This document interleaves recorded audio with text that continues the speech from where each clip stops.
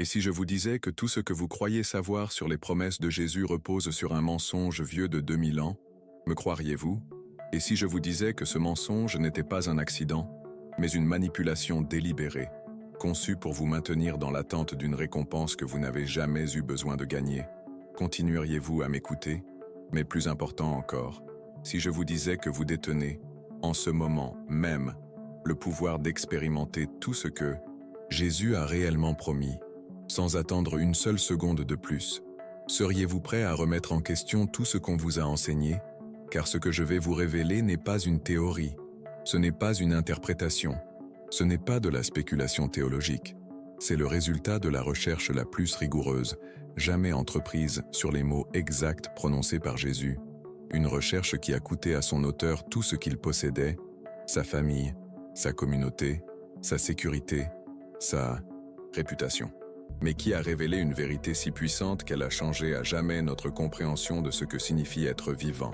Baruch Spinoza, le philosophe le plus interdit de l'histoire, l'homme excommunié à la fois par les Juifs et les chrétiens, le penseur considéré comme si dangereux que ses livres étaient brûlés sur les places publiques.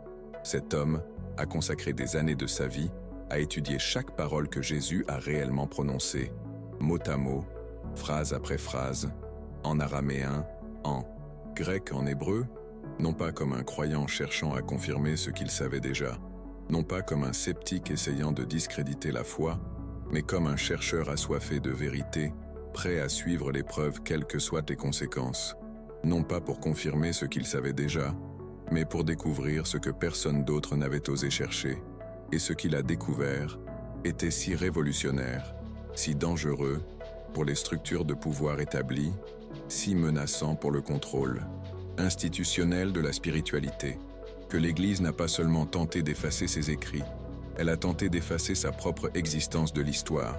On a mis sa tête à prix, on a interdit de mentionner son nom, on a brûlé ses livres, on a persécuté quiconque enseignait ses idées. Mais ils ont échoué, car la vérité possède une qualité agaçante pour les mensonges institutionnalisés. Elle trouve toujours le moyen de sortir au grand jour.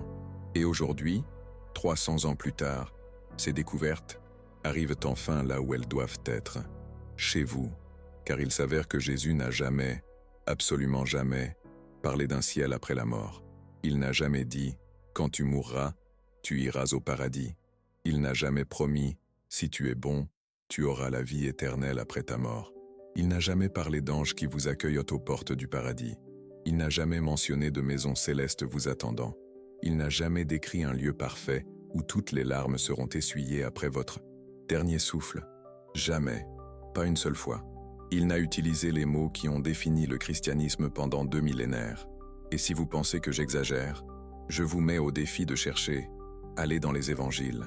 Lisez chaque parole attribuée à Jésus. Cherchez une seule phrase où il promettait explicitement des récompenses après la mort. Vous n'en trouverez aucune. Ce que vous trouverez vous surprendra et vous libérera également. Car ce qu'il a réellement dit est infiniment plus puissant, infiniment plus immédiat, infiniment plus transformateur, infiniment plus vérifiable, mais aussi infiniment plus inconfortable pour toute institution qui a besoin de vous maintenir dans l'attente, dans la peur, dans la dépendance, payant des dîmes pour des promesses qu'elle ne peut pas tenir, parce qu'elles n'ont jamais été faites. Imaginez un instant que vous avez attendu toute votre vie une récompense qu'on ne vous a jamais promise, que vous avez vécu avec culpabilité, peur et anxiété à cause d'un jugement dernier qui n'existe tout simplement pas dans les paroles originales de Jésus. Imaginez que vous avez passé des nuits entières à vous inquiéter de savoir si vous seriez assez bien pour mériter le paradis, que vous avez porté le poids de vos erreurs en pensant que Dieu tient un registre détaillé de vos fautes, que vous avez vécu dans la terreur que vos pensées impures soient un motif de condamnation éternelle. Imaginez que vous avez reporté votre bonheur, votre paix, votre plénitude, en attendant qu'elle arrive après, que vous avez supporté des relations toxiques en pensant que la souffrance vous rendrait plus digne du paradis, que vous avez nié vos désirs les plus authentiques parce que vous pensiez que Dieu préfère la répression à l'expression. Imaginez que vous avez donné votre argent, votre temps, votre pouvoir personnel à des institutions qui vous promettaient d'intercéder pour vous auprès d'un Dieu qui, selon les paroles réelles de Jésus, ne vous a jamais jugé, parce qu'il ne vous a jamais vu comme séparé de lui. Que ressentiriez-vous si vous saviez que le message réel était bien plus libérateur? Que ressentiriez-vous si vous découvriez que tout ce que vous avez cherché est déjà disponible? Que ressentiriez-vous si vous saviez que vous n'avez jamais été seul, jamais été jugé, jamais été en danger de perdre l'amour divin? Soulagement? Confusion? Peut-être un peu de colère d'avoir été trompé pendant si longtemps? Une sensation de perte pour toutes les années vécues dans une peur inutile? Tout cela est normal, tout cela est compréhensible, tout cela est exactement ce que Spinoza a ressenti lorsqu'il a fait cette découverte, et aussi ce qu'ont ressenti les milliers de personnes qui pendant des siècles ont trouvé ces vérités et ont dû choisir entre la liberté de la vérité et la sécurité du mensonge familier. Ce n'est pas une théorie du complot, ce n'est pas une interprétation moderne, c'est de la philosophie pure, basée sur l'analyse la plus rigoureuse jamais faite des textes originaux. Et aujourd'hui, vous allez découvrir la vérité qui a changé la vie de Spinoza, et qui peut changer la vôtre. Mais avant de continuer, vous devez comprendre quelque chose d'important sur cet homme qui a changé à jamais notre compréhension des enseignements de Jésus. Spinoza n'était pas un athée essayant de détruire la foi, il n'était pas un rebelle sans cause, il n'était pas un universitaire distant, analysant des textes anciens par curiosité intellectuelle. Et il n'était certainement pas quelqu'un qui prenait ses décisions à la légère. C'était un homme profondément spirituel qui aimait Jésus, au point de ne pas pouvoir supporter de voir ses enseignements déformés. C'était quelqu'un qui avait expérimenté dans sa propre chair la souffrance de vivre déconnecté du divin. C'était une personne qui avait vu comment les institutions religieuses utilisèrent la peur pour contrôler les personnes qui avaient le plus besoin d'amour. Son histoire est à la fois fascinante et déchirante. Il était né en 1632 dans une famille juive orthodoxe à Amsterdam. Ses parents avaient fui l'Inquisition espagnole, où les Juifs étaient persécutés, torturés et assassinés pour leurs croyances. Ils sont arrivés en Hollande à la recherche de la liberté religieuse, mais en emportant avec eux le traumatisme de générations de persécutions. Dès son plus jeune âge, Spinoza était considéré comme un prodige. À 15 ans, il maîtrisait déjà l'hébreu, l'araméen, le latin et l'espagnol. Des rabbins venus de toute l'Europe affluaient pour entendre ce jeune homme, capable de disserter sur la théologie avec une clarté stupéfiante, une clarté qui émerveillait tous ceux qui l'écoutaient. Il était la fierté de sa communauté, le futur leader spirituel tant attendu, le fils qui allait grandir le nom de sa famille. Mais Spinoza avait un problème qui allait tout lui coûter. Il ne pouvait accepter des réponses, dénuées de sens, simplement parce qu'elles émanaient de l'autorité. Il ne pouvait feindre la compréhension lorsqu'il ne comprenait pas. Il ne pouvait prétendre croire alors qu'il nourrissait des doutes légitimes.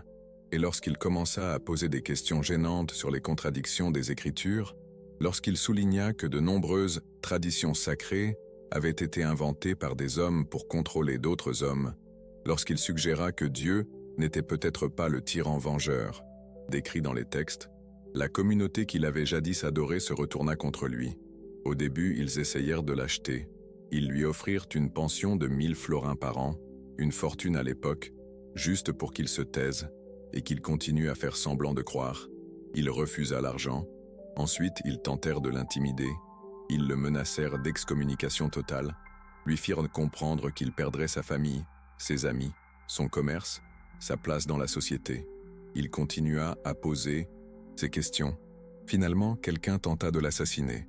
Un fanatique religieux l'attaqua à la dague alors qu'il sortait de la synagogue un soir. Spinoza survécut de justesse et conserva la tunique déchirée toute sa vie, comme un rappel de la peur que la vérité peut engendrer. À 23 ans, il fut excommunié de la communauté juive avec la malédiction la plus terrible de l'histoire du judaïsme. Les mots exacts furent « Par décret des anges et par ordre des saints hommes, nous excommunions, bannissons, exécrons et maudissons Baruch Spinoza.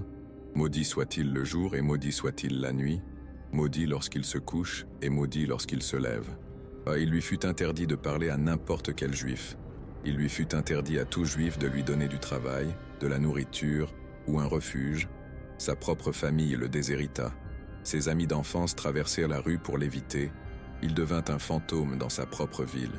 Mais au lieu de s'amériser, au lieu de chercher vengeance, au lieu d'abandonner sa quête de vérité, Spinoza fit quelque chose d'extraordinaire. Il décida que si les institutions religieuses ne pouvaient tolérer la vérité, il la chercherait par lui-même. Et c'est cette quête solitaire qui le mena à découvrir ce que les institutions avaient caché pendant 2000 ans. Sa recherche commença par une question simple, mais dévastatrice. Si Jésus a réellement promis un paradis après la mort, pourquoi n'a-t-il jamais employé ces mots exacts? Pourquoi, dans tous les évangiles, lorsqu'il parle du royaume des cieux, utilise-t-il toujours le présent? Mais Spinoza ne se contenta pas d'une question superficielle. Il fit ce que peu d'érudits de son époque osaient faire. Il plongea dans les textes originaux, pas les traductions latines utilisées par l'Église, pas les interprétations grecques passées par de multiples traductions, les manuscrits araméens et grecs préservés depuis les premiers siècles. Il apprit l'araméen à partir de zéro, la langue que Jésus parlait réellement, la langue dans laquelle il enseignait réellement. Et ce qu'il découvrit le laissa sans voix. Il s'avère que presque tout ce que nous croyions que Jésus avait dit avait été altéré lors de la traduction « Le royaume des cieux est parmi vous » en araméen « Malkutad Shmaya Bagavaikun Itet » il ne sera pas, il est, présent, immédiat, maintenant, le royaume des cieux est semblable à, en araméen « Malkutad Shmaya Damial » il ne sera pas semblable à, il est semblable à, présent continu, heureux les pauvres en esprit, car le royaume des cieux est à eux. En araméen, Tu vaihun le meskin druha de dilhun itet malkutad shmaya. Il ne sera pas, il est, possession au présent. Celui qui croit en moi a la vie éternelle. En araméen, Man de mehaimen bi, itet le haye dalma. Il n'aura pas, il a, possession immédiate. Avez-vous remarqué quelque chose? Il est, il a, il possède, il ne sera pas, il n'aura pas. Tout au présent, tout immédiat, tout disponible maintenant. Mais plus important encore, Spinoza découvrit quelque chose que les traducteurs avaient caché pendant des siècles. Le mot que Jésus utilisait pour « royaume des cieux » en araméen, « Malkutad Shmaya », ne désigne pas un lieu physique. Ce n'est pas un territoire. Ce n'est pas une localisation géographique sur un plan céleste. Il fait référence à un état de conscience, une expérience intérieure, une manière de percevoir et de vivre la réalité. Le mot que nous traduisons par « vie éternelle », « Haye dalma », ne signifie pas une durée infinie après la mort. En araméen, « Haye » signifie « vie pleine », « vie vibrante », « vie dans son expression maximale », et « alma » ne signifie pas « monde futur » comme on l'a traduit. Il signifie « profondeur », « essence », « éternité présente ». Donc, « Haye dalma » signifie « vie pleine dans sa profondeur éternelle », vie qui touche l'éternel pendant que vous êtes vivant. Et le mot que nous traduisons par salut, pour Eana, ne signifie pas échapper à la condamnation divine. En araméen, il signifie guérison, intégration, complétude, devenir ce que vous êtes réellement. Spinoza comprit que chaque traduction ultérieure avait éloigné les enseignements de leur signification originale. Chaque fois que les textes passèrent de l'araméen au grec, du grec au latin, du latin aux langues vernaculaires, quelque chose se perdait, quelque chose se déformait, quelque chose était ajouté qui n'était pas dans l'original. Et ce quelque chose déplaçait toujours le message du présent vers le futur, de l'expérience vers l'espoir, de la réalisation immédiate vers la promesse différée. Spinoza trouva quelque chose que les théologiens avaient ignoré pendant des siècles. Chaque fois que Jésus parlait du royaume, il le décrivait comme une expérience présente, immédiate, transformatrice. Pas comme une récompense future pour bonne conduite, pas comme un prix à gagner, pas comme un lieu où aller après la mort, comme une réalité à reconnaître tant que vous êtes vivant. Et c'est là que les choses deviennent vraiment intéressantes. Car si Jésus n'a pas promis un paradis après la mort, qu'a-t-il promis exactement? Spinoza découvrit que la réponse était cachée à la vue de tous. Dans chaque parabole, dans chaque enseignement, dans chaque moment où Jésus parlait de vie éternelle, la vie éternelle n'était pas une durée infinie après la mort. C'était une qualité infinie pendant la vie. Avez-vous déjà ressenti ces moments où le temps semble s'arrêter? Où vous ressentez une paix si profonde que vous n'avez plus besoin de rien? Où vous expérimentez une connexion si réelle avec tout ce qui existe que les préoccupations disparaissent simplement? Selon Spinoza, c'est exactement ce que Jésus appelait la vie éternelle. Il ne parlait pas d'années sans fin, Il parlait de moments sans limite, mais cela soulève une question dérangeante. Si Jésus n'a jamais promis un paradis après la mort, d'où vient cette idée? La réponse va vous surprendre et aussi vous déranger. Elle vous mettra probablement en colère lorsque vous prendrez conscience de l'ampleur de ce qui vous a été caché. Car il s'avère que la promesse du paradis ne vient pas de Jésus. Elle vient de quelque chose de beaucoup plus humain, beaucoup plus politique, beaucoup plus calculé, beaucoup plus convenable pour certains intérêts et beaucoup plus utile pour contrôler les gens. Spinoza a retracé l'origine de cette distorsion jusqu'au 1er siècle du christianisme.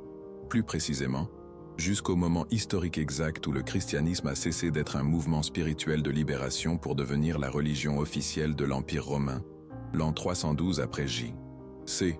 L'empereur Constantin a une vision avant une bataille cruciale. Il voit une croix dans le ciel avec les mots « Avec ce signe, tu vaincras ». Il gagne la bataille. Il se convertit au christianisme. Et en 313, avec l'édit de Milan, il fait du christianisme la religion officielle de l'Empire. Cela ressemble à une belle histoire de conversion, n'est-ce pas?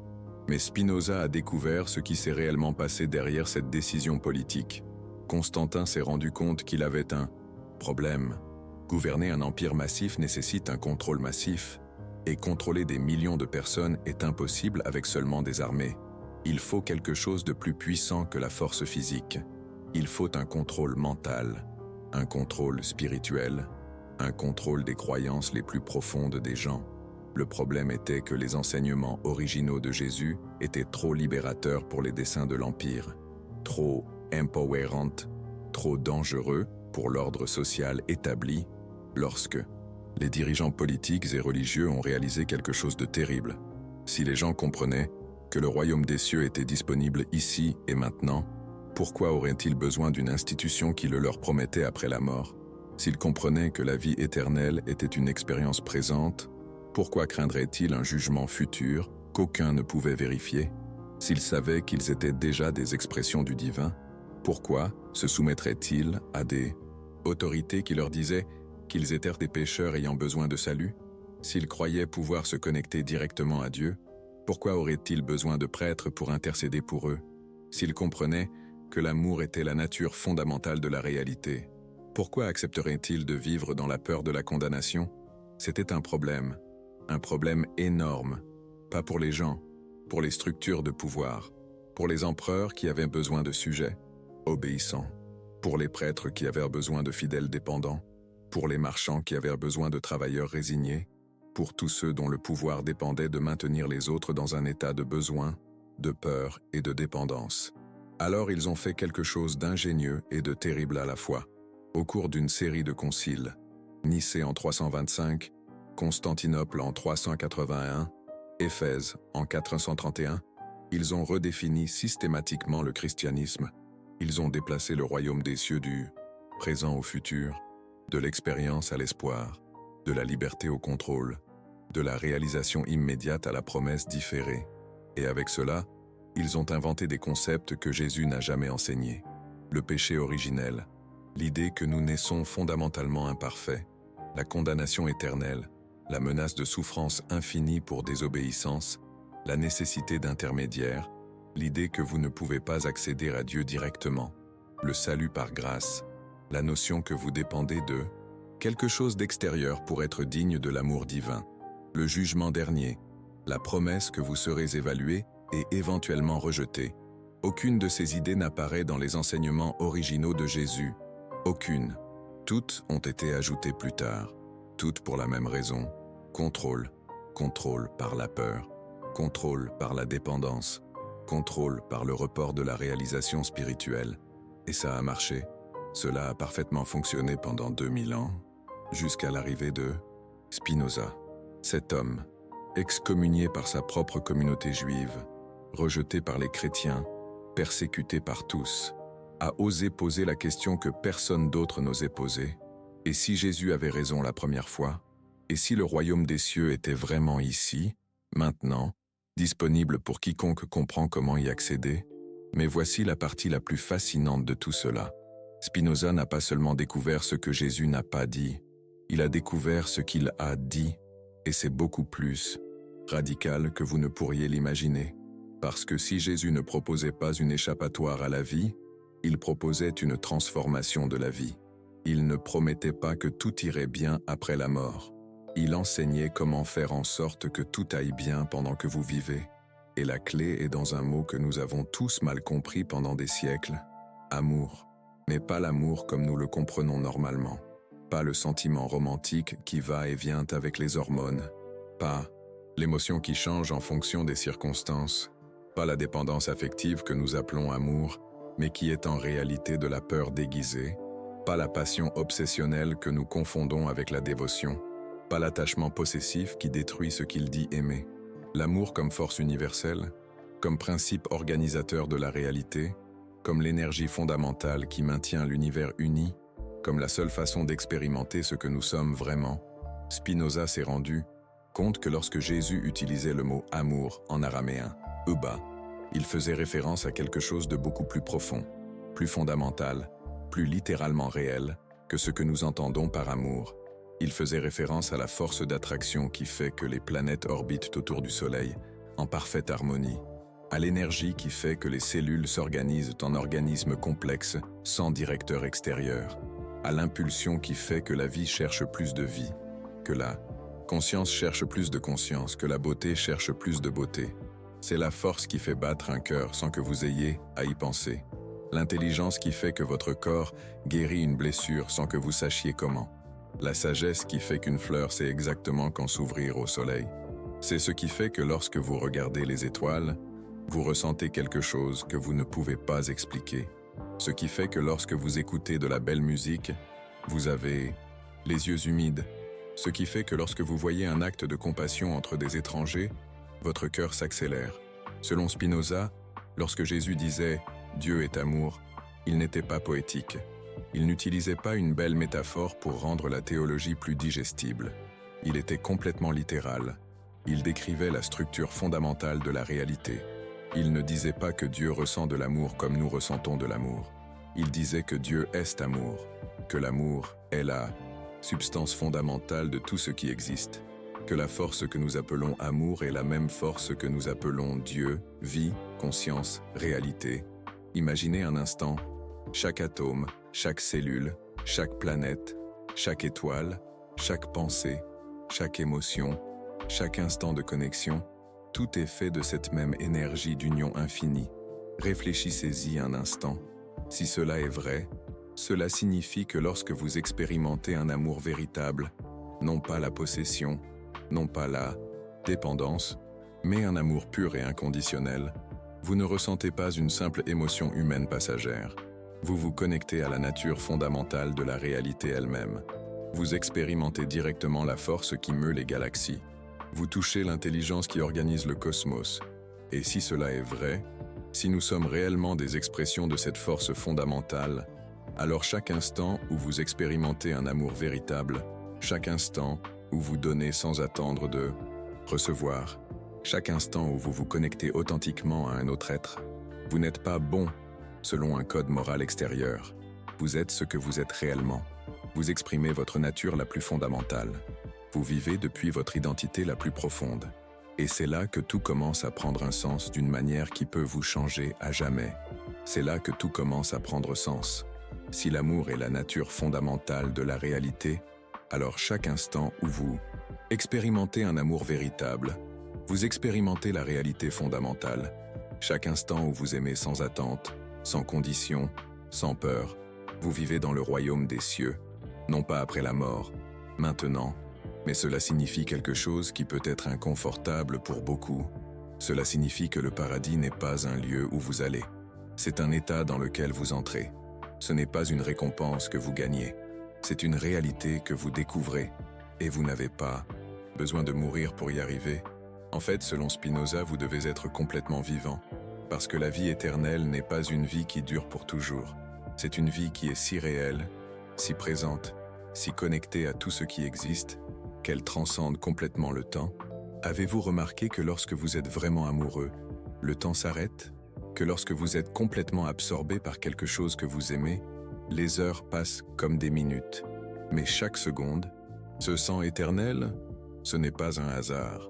C'est exactement ce que le Christ décrivait, et Spinoza l'a compris d'une manière que personne d'autre n'avait comprise auparavant.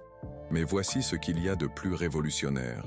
Si cela est vrai, si le royaume des cieux est vraiment disponible ici et maintenant, alors toute la structure du christianisme traditionnel vacille, parce que vous n'avez plus besoin d'une institution qui vous promet le salut futur, vous n'avez plus besoin de rituels qui vous préparent à un jugement dernier, vous n'avez plus besoin de vivre avec la culpabilité des péchés qui vous séparent d'un Dieu distant, parce qu'il s'avère que Dieu n'est pas distant. Selon Spinoza, Dieu est plus près de vous que votre propre respiration. En fait, vous êtes une expression de Dieu, non pas au sens blasphématoire, au sens littéral. Et c'est ce qui a vraiment scandalisé l'Église de son époque. Parce que si chaque personne est une expression unique et irremplaçable du divin, alors personne n'a besoin d'un intermédiaire pour se connecter au sacré. Personne n'a besoin qu'on lui dise comment aimer, comment vivre, comment être, et personne, jamais, n'a besoin d'avoir peur de ne pas être assez digne de l'amour divin, parce que vous l'êtes déjà, vous l'avez déjà, vous le vivez déjà. Seulement, personne ne vous avait appris à le reconnaître. Et c'est là que réside le véritable message du Christ selon Spinoza.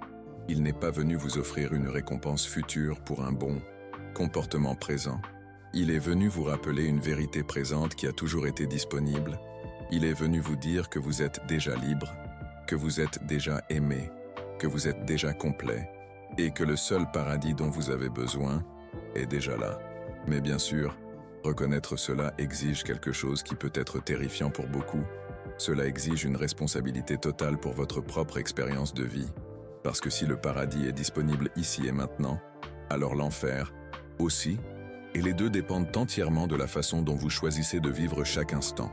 Faites une pause. Respirez profondément. Parce que ce que je vais vous raconter maintenant va changer complètement votre relation avec la spiritualité pour toujours. Spinoza a découvert quelque chose que les mystiques de toutes les traditions avaient pressenti, mais que personne n'avait expliqué avec autant de clarté philosophique. L'enfer n'est pas un lieu de châtiment éternel après la mort. C'est l'état mental de celui qui vit déconnecté de sa propre nature divine.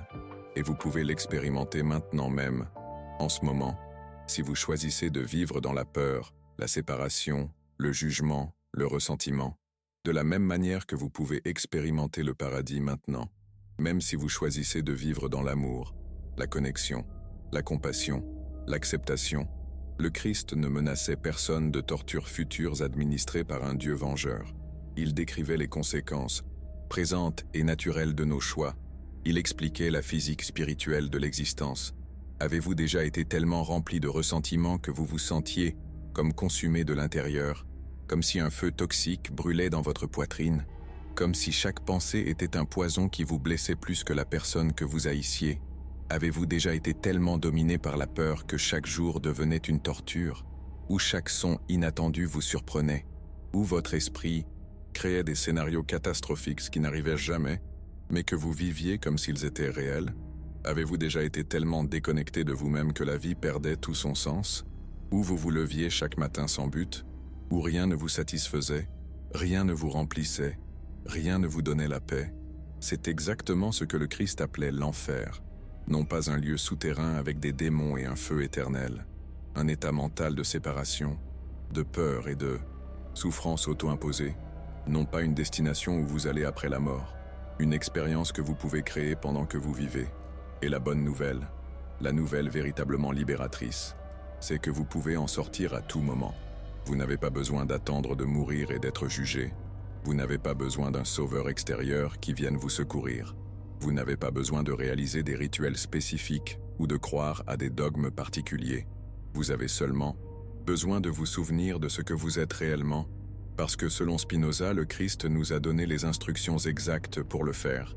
Mais ces instructions ont été si radicalement mal comprises que pendant 2000 ans, nous les avons appliquées à l'envers. Prenons par exemple la phrase célèbre « Aimez vos ennemis ». Pendant des siècles, l'Église a enseigné que cela signifiait supporter les abus, pardonner l'impardonnable, permettre aux autres de vous blesser, devenir un paillasson, spirituel, acceptant n'importe quel mauvais traitement au nom de l'amour. Mais Spinoza a découvert le VRAI sens, et il est bien plus intelligent, bien plus responsabilisant, bien plus pratique. Aimer vos ennemis ne signifie pas leur permettre de vous détruire. Cela signifie comprendre que toute personne qui ressent le besoin de vous blesser vit dans son propre enfer mental. Elle est tellement déconnectée de sa propre nature divine que la seule manière qu'elle connaisse pour se sentir puissante est de vous enlever votre pouvoir. Elle est tellement remplie de sa propre souffrance non résolue qu'elle la projette sur tout ce qui l'entoure. Elle est tellement vide d'amour véritable qu'elle tente de se remplir en volant l'énergie des autres. Et lorsque vous aimez depuis cette compréhension, lorsque vous voyez au-delà de son comportement destructeur, vers la souffrance qui le cause, vous vous protégez automatiquement d'absorber sa toxicité, non pas parce que vous êtes supérieur, non pas parce que vous êtes plus fort, mais parce que vous comprenez que sa capacité à blesser provient de sa propre déconnexion de l'amour. Et vous ne pouvez pas être blessé émotionnellement par quelqu'un qui est déconnecté, à moins que vous, aussi, vous vous déconnectiez. Commencez-vous à voir la génialité de cela? Jésus ne prêchait pas la soumission. Il enseignait l'invulnérabilité émotionnelle. Il ne demandait pas de supporter la souffrance. Il montrait comment la transcender complètement.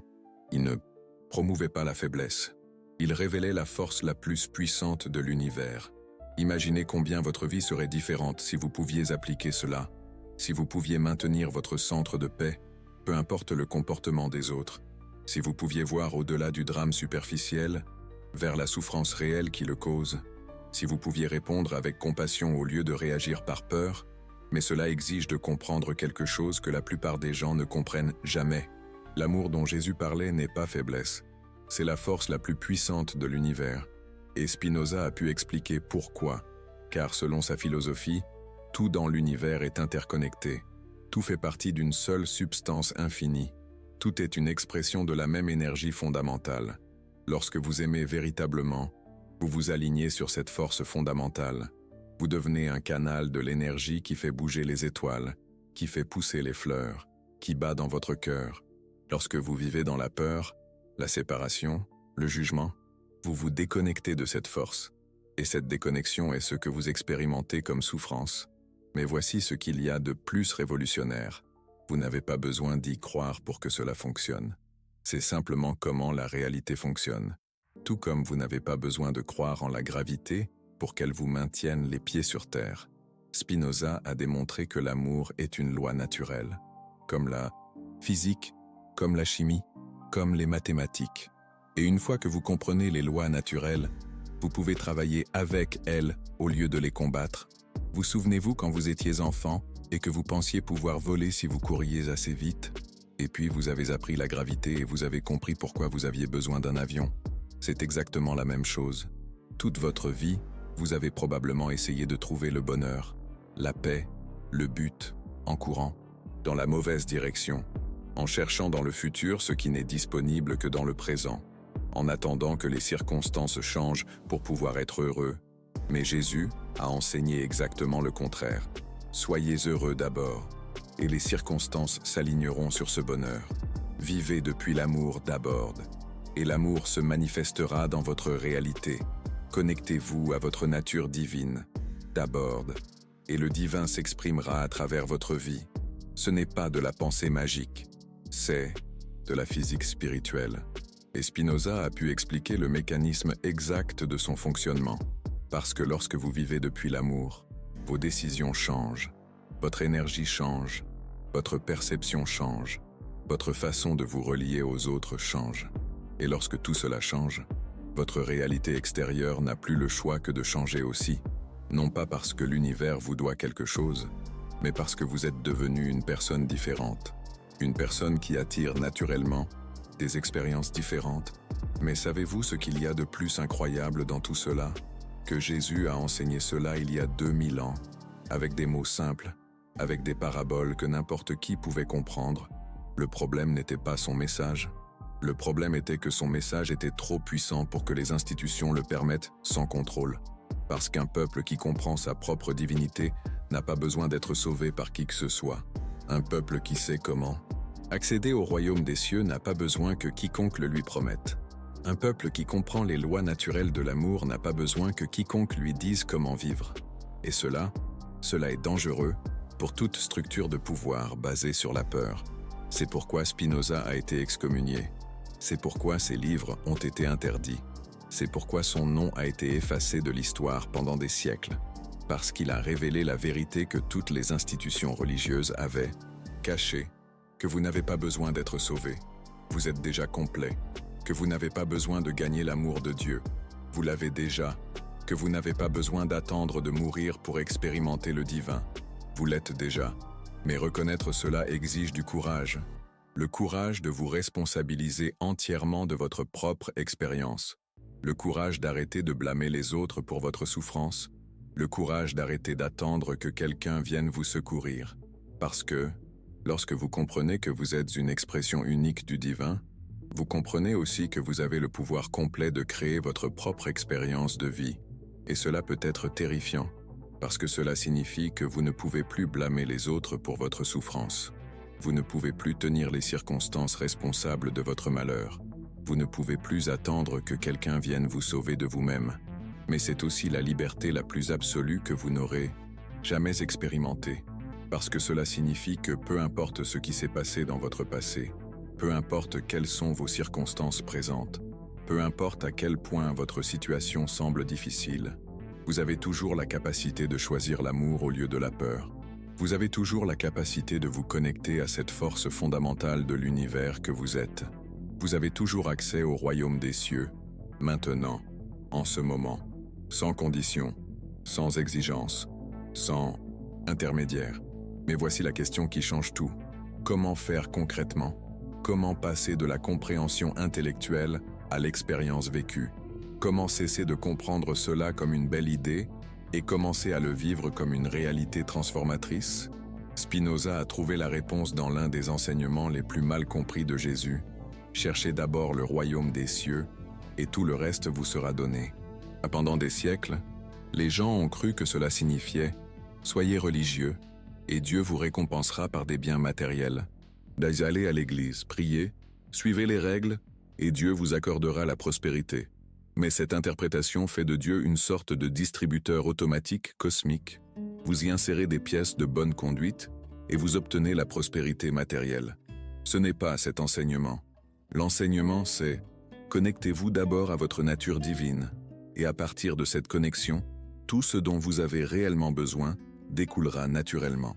Non pas comme une récompense pour être bon, mais comme une conséquence naturelle de vivre en harmonie avec la force fondamentale de l'univers. » Vous souvenez-vous de la dernière fois où vous avez été complètement amoureux, pas seulement d'une personne, mais de la vie elle-même?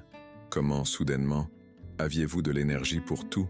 Comment les problèmes semblaient-ils se résoudre d'eux-mêmes? Comment les opportunités apparaissaient-elles de partout?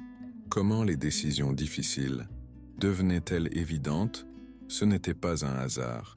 C'était une connexion avec la force fondamentale de l'amour. Et vous pouvez accéder à cette même force sans avoir besoin d'être amoureux d'une personne en particulier. Vous pouvez tomber amoureux de l'existence même, du miracle d'être vivant, de l'incroyable opportunité d'être conscient dans un univers conscient. Vous pouvez tomber amoureux de votre propre nature divine. Et lorsque vous le ferez vraiment, tout changera, non pas graduellement, instantanément. Car le royaume des cieux n'est pas une destination que l'on atteint après un long travail spirituel. C'est une reconnaissance qui peut survenir à tout moment. La reconnaissance de ce que vous avez toujours été, de ce qui a toujours été disponible, de ce que vous n'avez jamais vraiment perdu. Jésus le savait, Spinoza l'a compris, et maintenant, vous le savez aussi. La question est, que allez-vous faire de cette connaissance? Allez-vous continuer à attendre que quelqu'un d'autre vienne vous sauver? Allez-vous continuer à reporter votre bonheur jusqu'à ce que les circonstances soient imparfaites? Allez-vous maintenir la croyance que vous n'êtes pas assez bien pour mériter un amour inconditionnel? Allez-vous continuer à vivre comme si vous étiez un être séparé dans un univers hostile? Ou allez-vous commencer à reconnaître la divinité qui vit déjà en vous?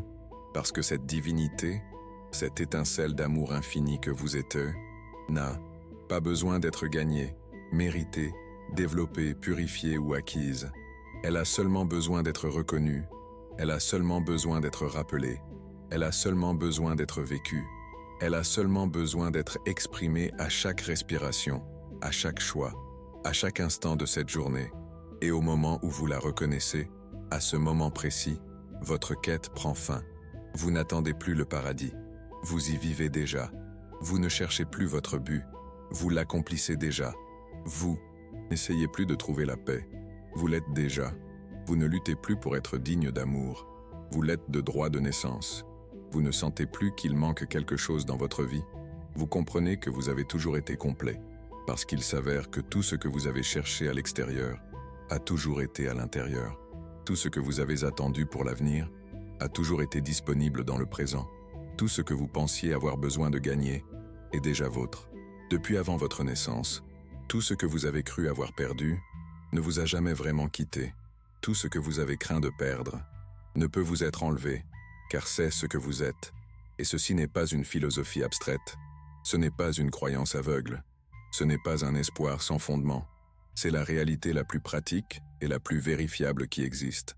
Parce que vous pouvez le vérifier dès maintenant, vous pouvez arrêter votre esprit un instant et simplement ressentir le fait que vous existez.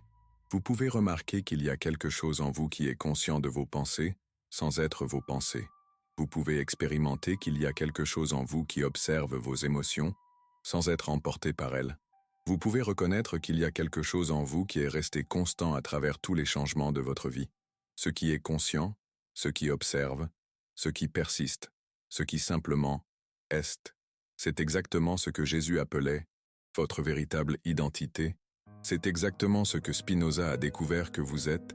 C'est exactement ce qu'il a attendu que vous vous rappeliez, non pas après la mort, non pas après l'illumination, non pas après être devenu meilleur. Maintenant, en ce moment, pendant que vous lisez ces mots, pendant que vous respirez, pendant que vous sentez, pendant que vous existez, parce qu'exister consciemment, amoureusement, complètement, sans résistance à ce qui est, sans avoir besoin que ce soit différent. C'est exactement ce que Jésus appelait la vie éternelle. C'est exactement ce que Spinoza a redécouvert après 2000 ans de distorsion. C'est exactement ce que vous avez l'opportunité de vivre, maintenant même, peut-être, seulement peut-être. Jésus avait raison dès le début. Peut-être que le royaume des cieux est vraiment plus près que vous ne l'avez jamais imaginé. Peut-être est-il si proche que vous ne pouvez pas le voir, parce que vous regardez vers l'extérieur, alors qu'il a toujours été à l'intérieur. Parce que vous cherchez dans le futur, alors qu'il a toujours été dans le présent. Parce que vous attendez de le mériter, alors que vous l'êtes déjà. Parce que vous essayez d'arriver là où vous êtes déjà. Parce que vous luttez pour obtenir ce que vous n'avez jamais perdu. Et peut-être, seulement peut-être, il est temps d'arrêter de le chercher et de commencer à l'être. Il est temps d'arrêter d'attendre qu'on vous sauve et de commencer à reconnaître que vous n'avez jamais eu besoin d'être sauvé. Il est temps d'arrêter de craindre le jugement et de commencer à vivre depuis l'amour. Il est temps d'arrêter de croire que vous n'êtes pas assez et de commencer à exprimer la magnificence que vous êtes déjà, parce qu'au final, c'est ce que Spinoza a réellement découvert dans les enseignements de Jésus, non pas une promesse de récompense future pour une bonne conduite présente, une invitation à la réalisation présente de ce que vous avez toujours été, non pas une religion qui vous sépare du divin jusqu'à ce que vous soyez digne, un chemin qui vous ramène à la maison avec vous-même, exactement comme vous êtes, non pas une vérité que vous devez croire pour être sauvé, une réalité que vous devez vivre pour être libre, non pas un paradis que vous devez gagner, un paradis que vous devez reconnaître. Et cette réalité, cette vérité que Jésus a enseignée et que Spinoza a redécouverte, est disponible pour vous maintenant, non pas après la mort, non pas après être devenu meilleur, non pas après avoir résolu tous vos problèmes, non pas après avoir trouvé le partenaire idéal, non pas après avoir obtenu le travail idéal, non pas après avoir la bonne somme d'argent à la banque, maintenant, en ce moment, dans cette respiration, dans cette conscience qui lit ces mots, dans cette existence que vous êtes, parce qu'exister, consciemment, amoureusement, complètement, c'est exactement ce que Spinoza appelait la vie éternelle. Une vie éternelle accessible, non pas au-delà de la mort dans des maisons célestes, attendant une récompense jamais méritée, mais ici, maintenant, en chaque instant de chaque jour, pour le reste de votre existence. Imaginez la promesse d'une existence pleinement vécue, non pas une récompense promise après le jugement dernier, après avoir subi les dîmes, après avoir fait preuve d'une soumission aveugle, mais une réalité palpable, accessible à tous. En toute humilité, Spinoza, cet esprit révolutionnaire, a osé défier les structures de pouvoir établies, le contrôle institutionnel de la spiritualité, les mensonges institutionnalisés, ces promesses du Christ, ces anges vous accueillant aux portes du paradis, ces peurs inutiles, cette manipulation consciente, cette récompense jamais méritée. Il les a démasquées, mot à mot, phrase après phrase, avec une recherche la plus rigoureuse. Il a vu au-delà des distorsions, des interprétations déformées, de l'Inquisition espagnole, de la mise à prix de sa tête. Il a vu la vérité, une vérité accessible à chacun, une vérité qui ne demande pas de prodige, pas de signe divin, pas de preuve miraculeuse. Il a vu la puissance de la pensée, la force de l'esprit, la capacité intrinsèque de chaque être humain à transcender les limites imposées, à créer sa propre éternité, non pas dans un au-delà mystique, mais dans l'expérience immédiate, dans l'ici et maintenant, dans l'intensité de chaque instant. Et vous, qu'en pensez-vous? Osez-vous envisager une vie au-delà des dogmes, des promesses fallacieuses, des peurs ancrées en vous depuis l'enfance, une vie où la récompense n'est pas un but lointain, mais l'expérience même de l'existence, de la conscience, de la liberté, une vie où vous n'êtes plus séparé de lui, mais un avec l'univers, avec vous-même, une vie pleinement vécue, en chaque instant, jusqu'à votre dernier souffle.